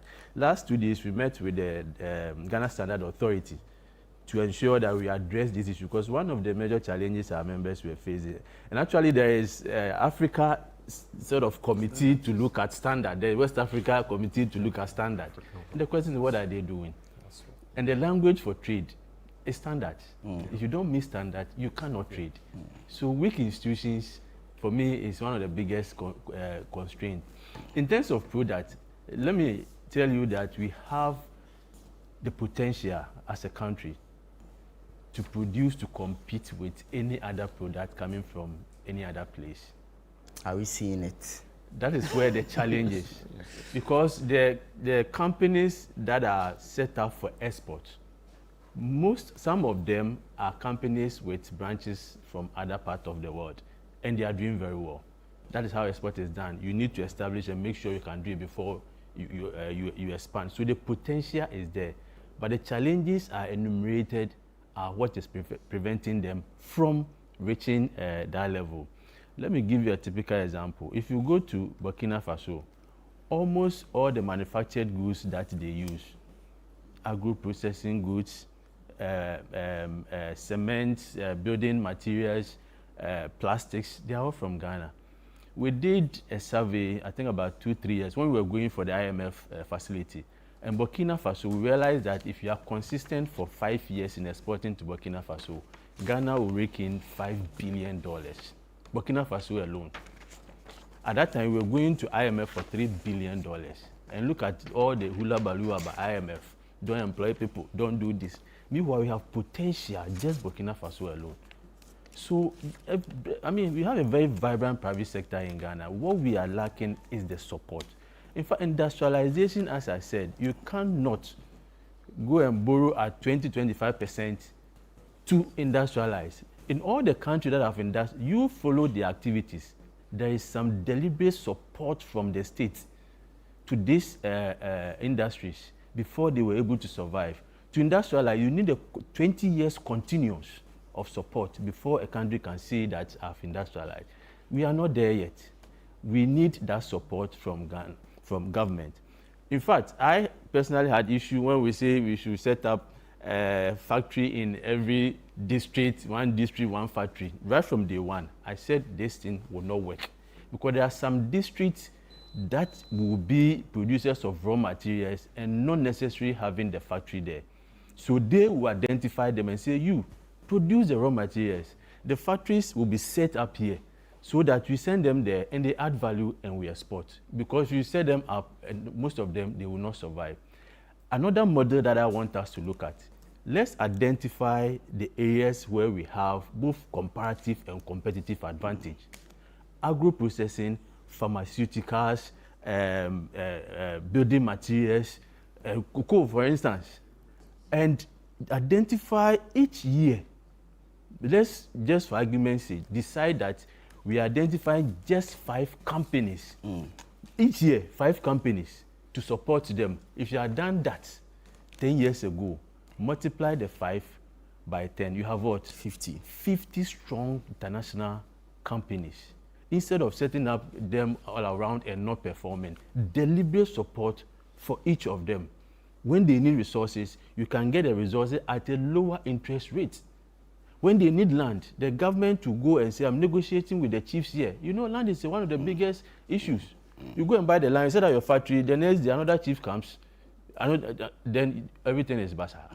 But if we have areas like the enclaves that we have created, we are supporting the free zones for companies to establish there for a longer term, I bet you Ghana will be producing one of the best products in all sectors of the economy. And I think that if they should take it and put politics aside, I'm sure within the next 5-10 years, Ghana will come back to be. I'll come back to you the reference point for your concluding the remarks. Reference point for industrialization. Please hold on for me. Before you come in, I really want to go on this short break and then come back and hear from you what the best practices are, what your concluding remarks are, and also our in-studio guests from the University of Media, Arts and Communications, Institute of Journalism, as well as Academic Citi. This is our roundtable discussion, Citi Business Festival 2026, live here on Channel 1 Television. I am me, Lati.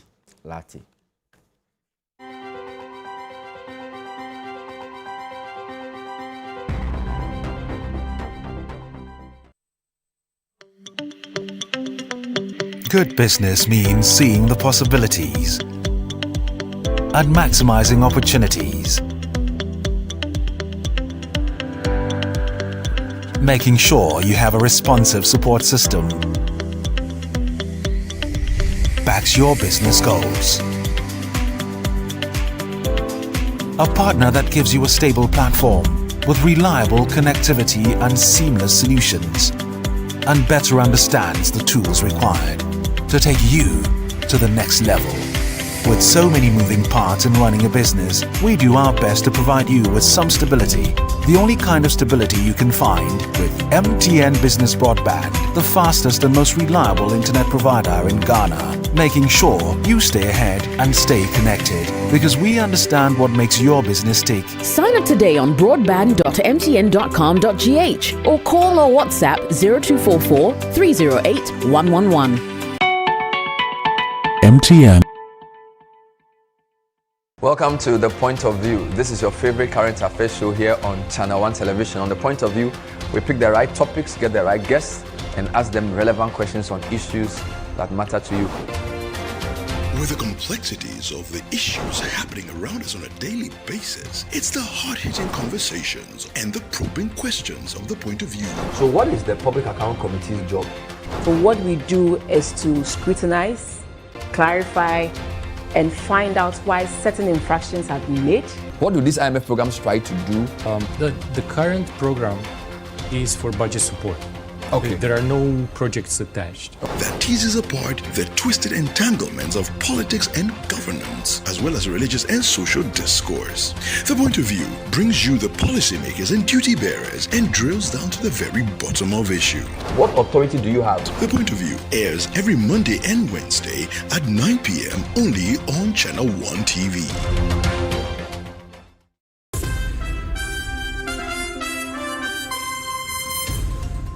Hello and welcome to the Channel 1 newsroom from our studios at number 5, Ola Hansen Lane at Tesano in Accra. I am Nanatifu Obwati. I'm Frema Edunyame. I am Umaru Sanda Amadu. I am Enosafo. I am Charles Owusukumi. I am Makosia Otrick. They've given you land to build an airport, and the airport is named after them, and then you are going to change it and put your name. We hear a Jumara National Apprenticeship Program in Kokon Kete. Well, they are paper.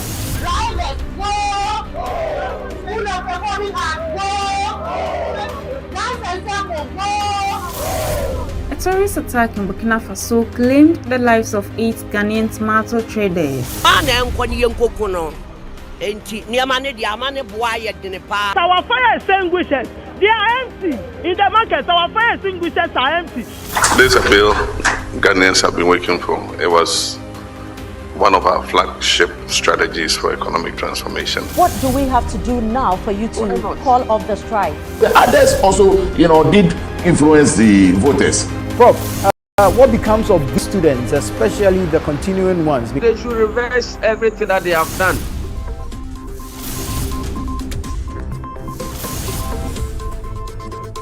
Channel 1 Newsroom airs Monday to Sunday at 8 p.m. only on Channel 1 TV.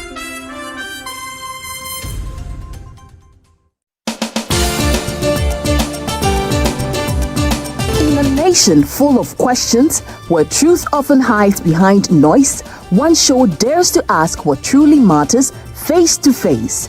With fearless clarity and a quest for accountability, host Umaru Sanda Amadu sits down with the movers and shakers of politics, governance, society, and business, confronting the issues that define our national conversation. Yes, I am Umaru Sanda Amadu. This is Face to Face, and you're welcome. I say very often on the floor of Parliament that when we were in government, we got some things right, we got some things wrong. Are you still planning to go to Parliament, or you want to look at National Party office position? No, I'll be going back to Parliament. There's an unfinished business which I need to do. Sports has 3 legs: development, management, and promotion.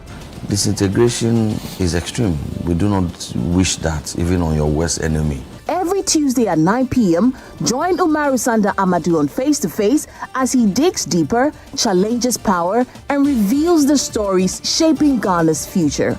Only on Channel 1 TV. From Accra to Buenos Aires, from Lagos to London, the world is locking in for the greatest football spectacle on earth, the 2026 FIFA World Cup. But before the first whistle cuts through the noise, there's a deeper rhythm to the game. Every badge carries history, every player brings a story, every number means something. Welcome to World Cup Central, only on Channel 1 TV. Hello and welcome to another episode of World Cup Central right here on Channel 1 TV. Your home of football intelligence with African energy and global perspective. We're taking you beyond the highlights, from powerful eye-opening stats to sharp breakdowns of every qualified nation to insights that change how you see the beautiful game. Their first appearance was in 1930, and their best finish at the World Cup was 3rd place in 1930. That was a long time ago. Every Friday at 3 p.m., we serve it fast, bold, and electric. No fluff, just pure football knowledge delivered with style. You couldn't beat Norway, so if you are not at the World Cup, it's thoroughly deserved. So please stay at home. World Cup Central, Fridays at 3 p.m. exclusively on Channel 1 TV. Before I'm high and I'm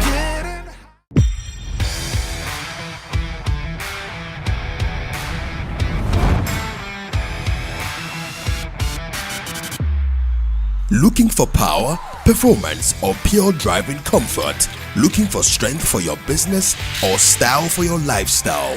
Welcome to Zondertech Ghana Limited, your one-stop automobile shop. From heavy-duty trucks built with global powerhouse Sinotrack to premium SUVs and pickups from Great Wall Motors and Cherry. From light-duty commercial trucks to world-class construction equipment from Shantui and Sunny Group, Zondertech delivers topmost quality brands with affordable luxury.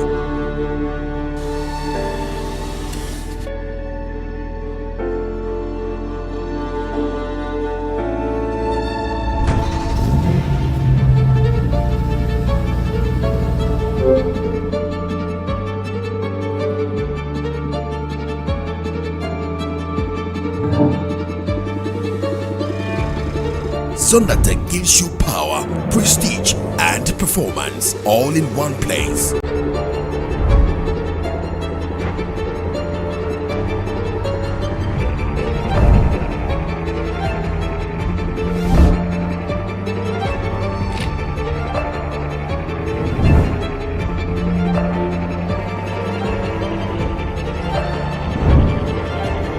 Strong, reliable, affordable. Zondertech Ghana Limited. Drive the future. Call Zondertech on 050-177-2222 or 050-177-3333.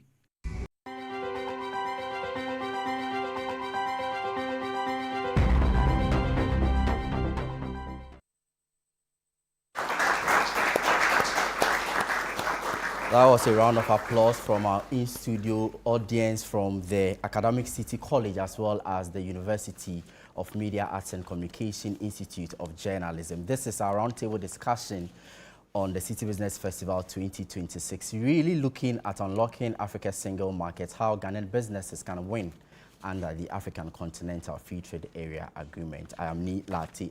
Now I want to read some of your messages and also go into our audience for them to ask our panel members some questions and also add on to the conversations if they have any. So let me first begin with this particular one, but no, let me go to our audience first. If anyone has a question, the person will kindly raise his or her hand, and then also you introduce yourself, tell us which institution you are representing, and then you tell me what your question is. Okay, let me begin from the front row, the gentleman in white.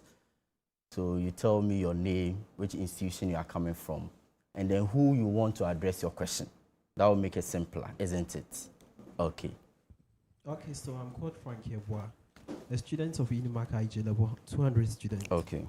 Okay, so I just want to pose this question to Dr. Farid Arthur. One thing I noticed when you were making your conversation is about accessibility and availability. But I just want to emphasize on this. You know, Africa Continental Free Trade Area is meant for attracting investment, boosting exports, and also making sure that jobs are available. But for all the years, the nitty-gritty of the conversation is that how are we going to make sure that challenges such as embargo, because recently the Ghana Shipping Authority made a statistical arrangement that when potential entrepreneurs want to export commodities to other African countries, they find it difficult to make it acceptable. Why is it that these countries are not living up to the billing for a win-win deal? Thank you. So Franklin wants to know about the shipping challenges in terms of export of some of the goods we produce here in the country. I want to really take a number of questions and then I'll come to the panel members for some responses. So Franklin has spoken. Okay, let's deal with the front row and then we'll come to the back. All right, sure. So if the microphone can be given to the gentleman in smoke. All right. Thank you so much for the opportunity. My name is Hafiz Larry Al-Hassan. Okay. I'm from the best communication and media university on the continent, the University of Media Arts and Communication, Unimac. For me, as the Pan-African that I am, I'm so excited about this conversation and this particularly important initiative by the AU. As research has proven, and as Dr. Farid mentioned earlier on, with respect to how trade between African countries are very limited compared to how we trade with the rest of the world. I have I wrap my head around, when I wrap my head around this particular initiative, I can't help but have so many questions, especially when it comes to payment. I've done some trade within friends in Kigali and then in Abuja. When it comes to payment, it's really, really difficult. You need to get people, I don't know how they do it, but we have agents. You need to go see, and then they help you do this payment. And it comes with extra charges and extra cost. So one of my concerns has to do with payment. Even in West Africa, it's difficult then to talk of the rest of the continent. Aside payment, another major thing we need to look at is, as youth especially, how does this initiative position us to be able to explore when it comes to business within the continent, when it comes to service, when it comes to trade? How does this particular initiative position us? Moving away from that, as students, and for me as a student leader especially, how are the various stakeholders involved in the rollout of this initiative? Even though we are aware it has been rolled out for some years now, how are we making sure that those in school currently, like myself, are positioned very well, that when we are out of school, we can strategically be in areas where we can thrive in this particular market, free market? My last question would have to do with Dr. Farid. I want you to tell us, with respect to the courses that we study in schools, whether there is anything your organization you are doing to help to position us to come out as productive people as far as the Africa free continental trade is concerned. All right, thank you very much, Larry. Let's give the microphone to the lady in white. Please, straight to the point, brief, concise, so that there will be opportunity for others to also ask their questions. Very much. My name is Adams Berikisu from the University of Media, Arts and Communication. Okay, first off, I want to pose my question to the finance analyst for ABSA. Okay, sir, please, how can small business in Ghana get access to export funding without having big collateral to start or something? And also, my next question will be for the government representative. What can the government do to reduce the high cost of production that makes Ghanaian products less expensive on the market? Thank you. Okay, so are the academic Citi college students in the house? Because all three questions are coming from GIG. Sorry, IG. Okay, all right, let's hear from you. All right, thank you for the opportunity given. My name is Derek Inso, a student from University of Media, Arts and Communication, a level 200 student. My question is now that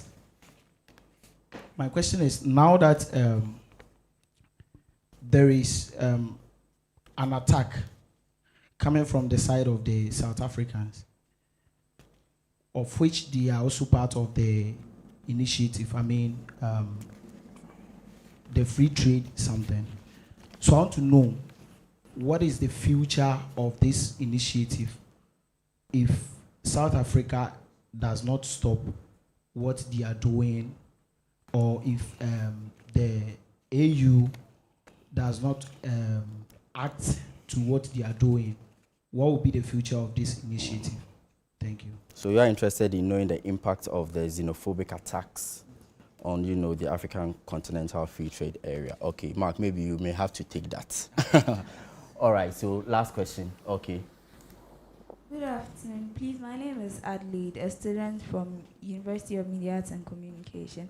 Firstly, thank you for the insightful discussion we've had.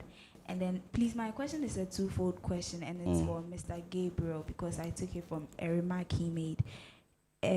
You mentioned that the authority has an aim to create 1.7 million jobs by 2028.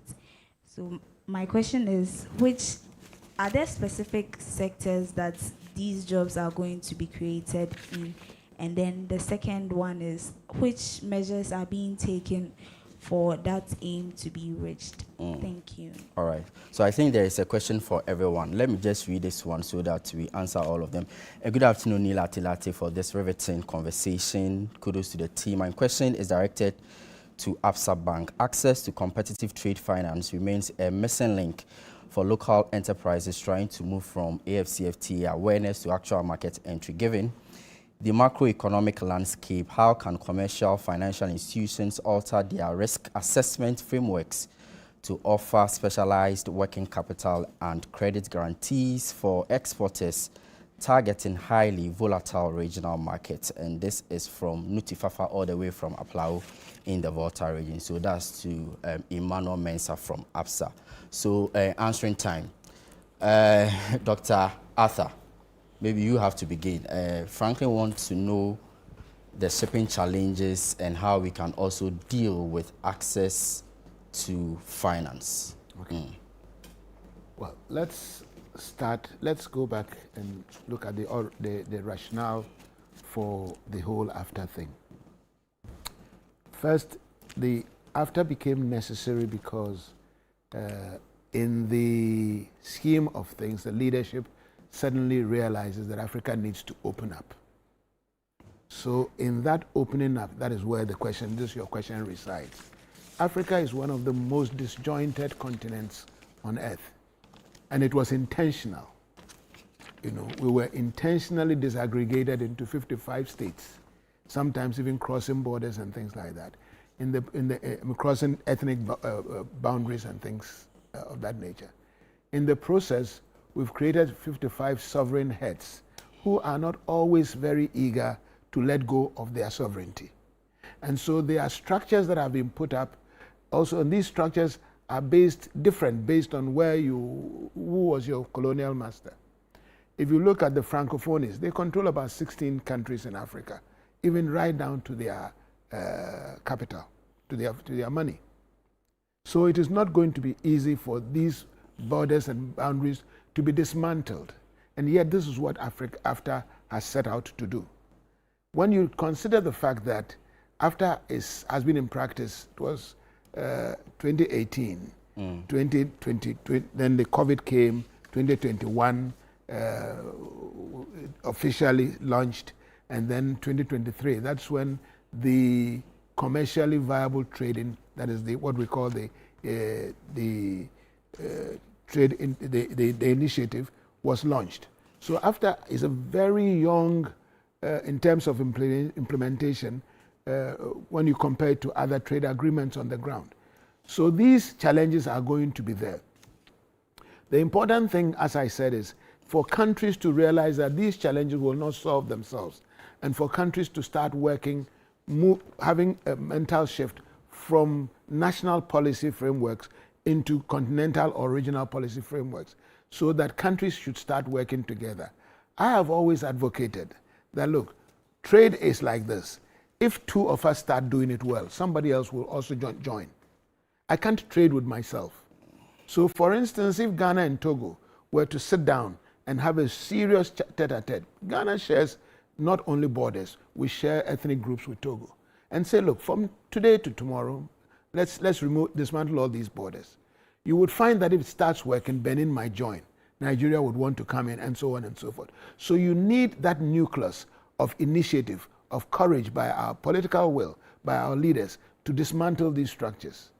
Unfortunately, the situation in some of these countries are such that one can always use the element of security. We are afraid that if we lift our borders, terrorism will come in. There's so many reasons why we can use not to do the right thing.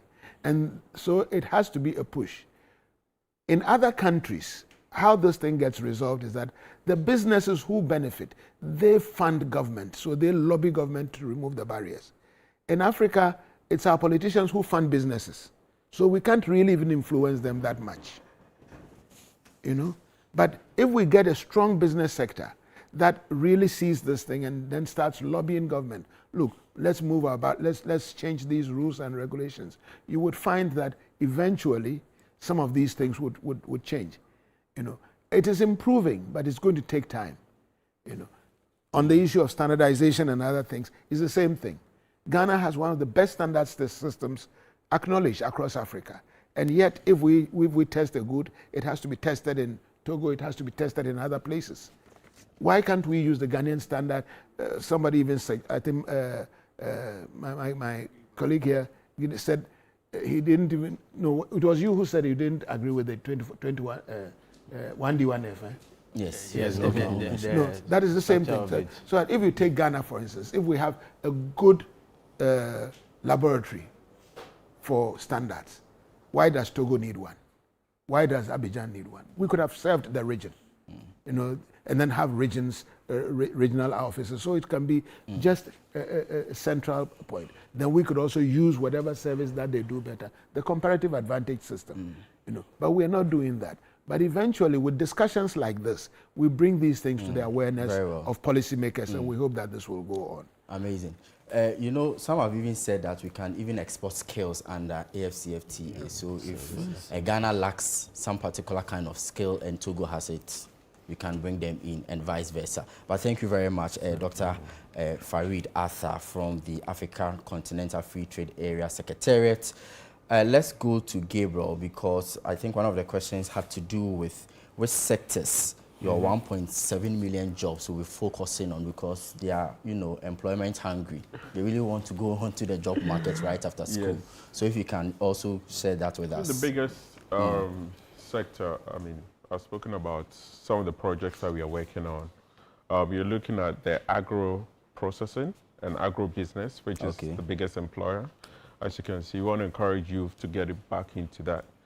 So we do have the Youth in Poultry program. We are building a poultry corridor as well. Also, once you build these power plants, you'll be able to provide energy at an affordable cost to industries, and that will include pharmaceutical industry as well. Ghana, as we know, even currently, it's a big pharmaceutical hub that exports to the Sahel region. Right, and that we can increase it by double or triple fold if you focus on providing accessible power to these guys in that zone as well. Even as you said about the third phase of the agreement, skills can be transferred, and part of our program is Aspire 24, where we'll be looking at skills. So within our cultural space, young people can access it as well. But one of the things I want to speak about is e-commerce, right? For young people, you're on social media, and you all have your social media accounts. But e-commerce, we do not trade within ourselves across Africa a lot on e-commerce. If you look at the statistics, we are below like 17% in terms of e-commerce trade in Africa. So you can be an entrepreneur coming out of school, produce something. By the time you are out of school, I'm sure that the conversation around the digital corridor would have advanced, and for you to be able to access other markets. China is doing something around 24% in terms of e-commerce trade. We are not even scratching the surface of it. So there's huge opportunities for young people when it comes to the programs that we are running. Amazing. And our program is inclusive. That is where the 1.7 million jobs will sit in the future. Wonderful. Business attacks such as those happening in South Africa, are they threats to AfCFTA? Obviously, I think one of the difficulties identified is the political instability in our part of our world. So it's one of the issues that were actually considered. And if you look at it, our Sahel countries decided to just move out slowly. And from what is coming from South Africa, I think for the sake of unity and for also the success of AfCFTA, I think the other countries, they've acted more, let me say, professionally. In the sense that, can you imagine if other countries decide to also retaliate and send the South Africans also to their country? Can you imagine the chaos that would have come to the continent? But I think they are managing it. I will urge AU and the institutions that have the power to move in quickly, because we need ourselves. We need to trade. That's the only way out. So if you begin to fight among ourselves, we cannot even trade. So I think that if it continues, obviously it will have effect on, it will derail the success of the AfCFTA. So we need to quickly work it out. I don't think, apart from South Africa, I haven't personally seen any country that is doing such thing to our own people. So we are one. Let's move the continent forward. Indeed. Double-barreled question to you, Benjamin, from the Ministry of Trade, Agribusiness and Industry. Innovative solutions towards reducing the high cost of production and practical steps people can also sign on to the AfCFTA. In 60 seconds, please. Yeah, so thank you very much. I think we all know that the high cost of doing business is generally tied to the health of the economy. But as we can see and attest to, over the last few months, we have had all the indicators going in the positive direction. We have inflation coming down, interest rates coming down and all. So, and also other interventions like having refinery in Ghana to refine crude would also bring down the cost of procuring fuel. And for that matter, all these interventions would cumulatively bring down the high cost of doing business. But beyond that, talking about high-tech innovations for the youth, we have a protocol on digital trade, which Ghana is actually, coming out with policies related to e-commerce and all. So I am thinking very positive that if we get all these things done, our youth would be, will be employed. We also have a protocol on women and youth. So high-tech, programs are being identified. The youth who are into these areas are being identified, and support will be given to them for them to be able to leverage on that, and their employment situation will be changed. Thank you. Well, thank you very much, Benjamin. Final word to Emmanuel from ABSA. How do you de-risk your current credit guarantee framework, and also how do you bring in more people in terms of unlocking the financial aspect of the conversation? Sure. Briefly. Thanks. So, I mean, we've gotten to an era where within the financial ecosystem, there ought to be a little bit of collaboration. And as ABSA, over the years, we've collaborated with development financial institutions, donor agencies, and institutions that offer risk mitigation by way of risk sharing.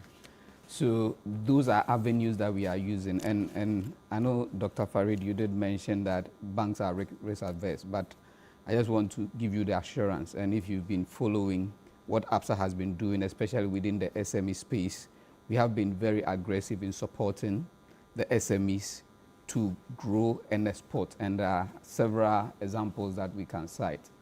The challenge have always been with how SMEs are identifying the market, and whether from where they sit, they are even able to assess whether whoever they are selling to is able to pay, which is a critical element when you are assessing credit. At ABSA, we don't only look at just the financing, but we obviously will provide you with that advisory. I always say that we should start off with smaller steps. There are markets that, we can easily export to and derive value. We have Nigeria, Kenya, Ghana, with mobile money penetration. Why don't we look at interoperability on these platforms to digitize that space? But as far as financing is concerned, and ABSA, I can give assurance to the SMEs and the business community that we've moved away from traditional financing, looking at collateral, but mainly looking at the transaction value chain and ensuring that we work with you to mitigate those risks and be able to provide financing. And we highly are focused on when it comes to ecosystem financing, where we are taking a view on the anchor, and you being a supplier, you being able to get liquidity, to be able to even perform under contracts that these anchors have given you, as well as also accelerating your cash flows after performance. You don't need to wait for 90 days, 60 days.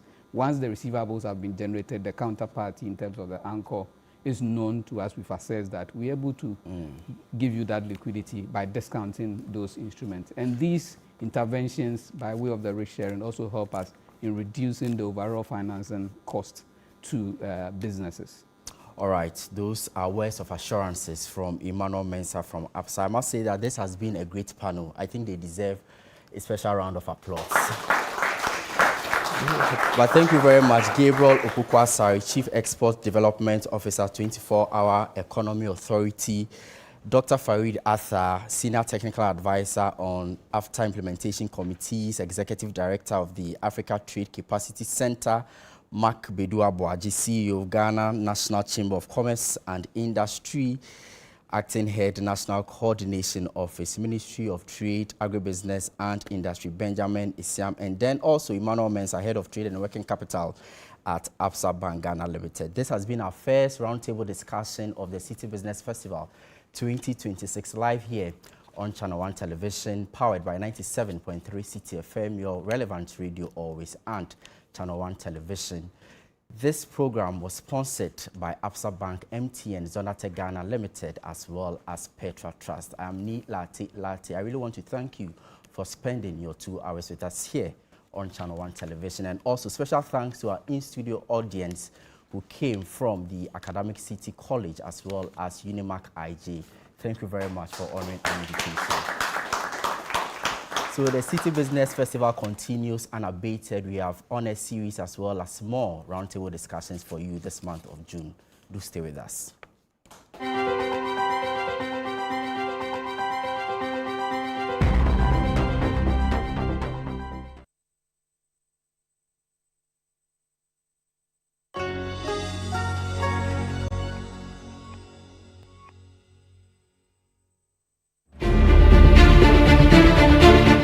Every day, across Ghana, stories unfold.